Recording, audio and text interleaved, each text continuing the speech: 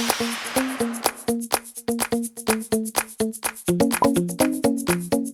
guys! Welcome back to my channel. It's me again, Jam. And kung di ka pa subscribe channel ko, subscribe ka na, i-click notification bell.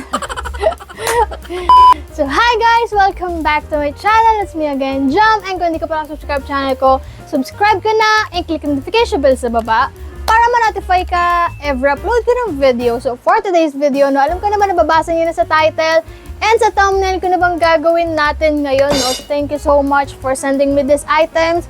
And ayun na nga, nag-reach out sila sa akin para padalhan nila ako ng, alam nyo na kasi nababasa nyo na and for sure nasa thumbnail. And ito guys is yung package. Actually, bago nila ako i-reach out, bumibili na talaga ako sa kanila ng mga cables, more on charger, cable sa PC, yung mga kailangan yung HDMI to VGA port. Kung nabudol kayo sa video na to, ilalagay ko sa description box yung link. So baka may mga hinahanap ko yung mga PC accessories na meron sa kanila, check nyo kasi high quality yung mga cables nila, no, kasi sobrang tagal ko na rin na ginagamit. Yun yung ginamit ko sa PC, no, yung mga HDMI to VGA port, no, sa kanila ko yun nabili. Medyo mapaos tayo, no, today. Ayan. So, ang na-receive ko dito is isang fast charger adapter. Ayan. And yung isa naman is cable. Before that, guys, let's talk about specifications ng Vention. Color black yung pinili ko dito. Meron siyang tatlong plugs. So, goods the goods, pwede mo siyang gamitin nagsabay-sabay. So, hindi na kayo makikipag-away kung wala kayong adapter kasi USB port lang. Laban na yan, no? So, pwede siya sa mobile phone, sa iPad, sa power bank. Check na check to. So, eto palang fast charger is 65 watts, no? So, kayang-kaya niya talaga yung tatlong saksak ng mga charger wrist. Medyo mataas naman yung watts niya. So, makaka-receive ako ng 100% legitimate. So, guys, ito na mismo yung item. No, ayan. Medyo mabigat siya, pero I know na maganda yung quality niya. Ayan. Ganito yung itsura niya. May nakalagay na Vention sa likod.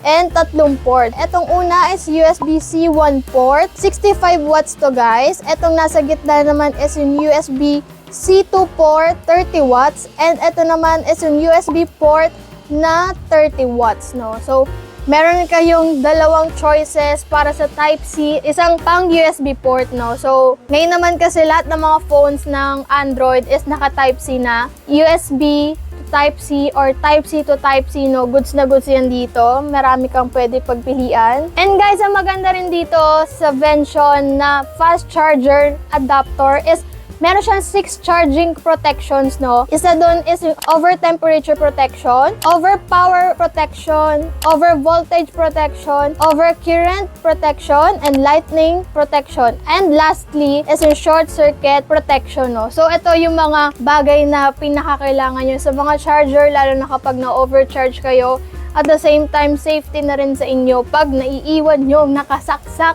ang yung cellphone sa charger, no? Kasi isang factor din yon na para masira agad yung phone nyo is iwan yung naka-charge na, no? Yung typical na 100 na ini-imagine nyo, kaya niya pong mag 101%.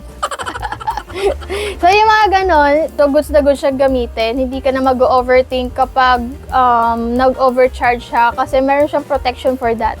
And guys, hindi lang siya pang mga phones, no? Pwede rin siya sa MacBook. Kaya niyang i-charge ng 1.5 hours, no? So, goods na goods din to. Lalo na sa mga MacBook user dyan, no? Si Vention, hindi lang siya pang phone. Pwede rin siya pang MacBook, no? This is the USB Type-C cable na 3A fast charger. So, ang pinili ko is, meron siyang tatlong kulay na red, gray, and purple, no? So, purple is my second favorite color. And guys, may choices din ng haba. Ito kasing napili ko is 1.5 meter, no? Kaya medyo mahaba siya. Ayan, kung makikita nyo. Kahit malayo yung saksakan nyo at nakaupo lang kayo, goods na to. So, ang nagustuhan ko dito, guys, sa mga charger ko kasi is hindi siya nylon.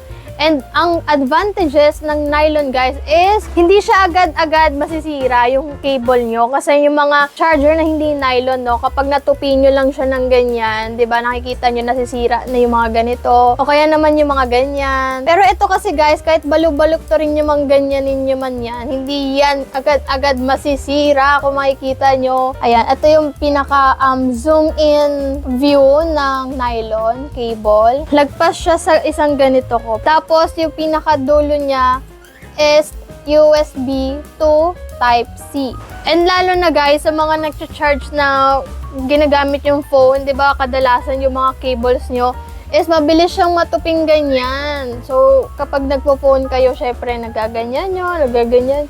Pero guys, ito, 100% no, na hindi agad-agad siya masisira kasi nga nylon siya, marami siyang patong-patong sa loob, maraming mga wiring sa loob na hindi katulad ng mga typical na chargers natin, no. And guys, ito pang kinagandahan niya, no. So pwede mo rin siyang gamitin kapag magta-transfer ka ng files sa yung mga laptops, no. So for example, ito yung USB and then sa phone nyo. Mabilis yung pag-data transmission nyo unlike sa mga ibang phones so sobrang tagal. Sa-try na natin dito sa ating fast charger, no? Itong phone ni Mama, no? Sobrang lobat to. Matagal niya nang hindi ko alam kung kailan yung gamit niya nito pero super drain. So ngayon, my plan is mag-ooras tayo ng 10 minutes, no? Kung ilan yung magiging charge na itong phone. Ayan. Ay, lobat talaga siya, guys. Tingnan nyo.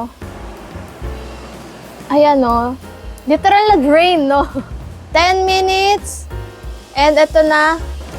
10 minutes, guys. Charging naman na siya, guys. So, guys, kung mabubudol ko kayo dito sa fast charger ng Vention, lalagay ko sa description box. You know the drill, guys, no? Nasa description box lang yan. Dalawang kulay yung adapters, color black and white. And then yung cable, guys, is meron siyang nylon gray, nylon red, and nylon purple, which is, ayun yung pinili ko, no? So, 9 minutes left.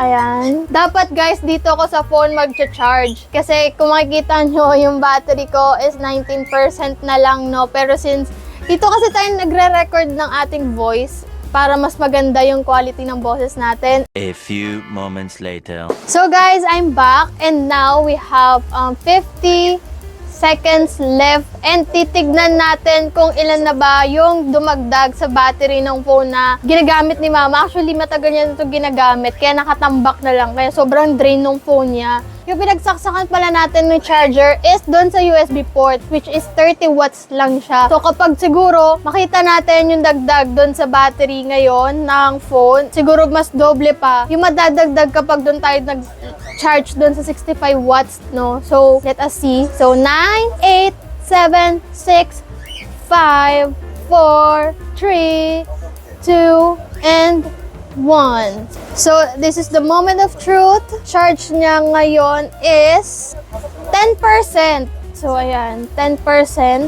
Yun yung 30 watts, no, na sinaksakan natin. Pag nag-charge tayo dun sa 65 watts, mas mabilis pa, no? Kaya lang kasi yung cord natin is USB to Type-C, which dun lang siya mag-fit talaga, no? So, sa mga magtatanong, guys, kung magkano pala itong fast charger adapter, this is worth 1,249 and yung cable niya, yung iba-iba kasi guys yung presyo niya, depende sa haba ng cable. So yung akin is 1.5 meter na nylon purple. This is worth 159 pesos lang guys. Sobrang mura.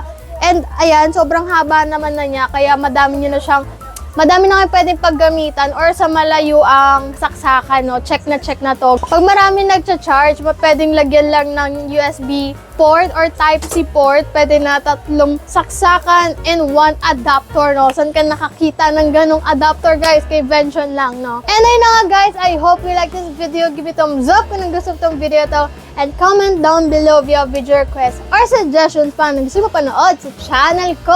And yeah, kaorasan ko, lalagay ko na lang sa end ng video kung anong oras siya nag-100%.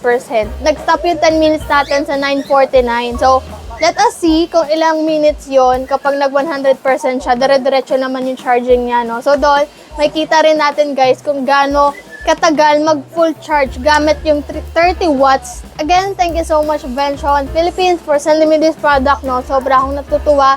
Dahil may bago na naman tayong fast charger, no? And kung napanood nyo itong video to at hindi pa kayo nagsusubscribe, Ano pang inaantay nyo? Mag-subscribe na kayo. Click nyo lang yung subscribe button dyan. I'm not sure kung saan.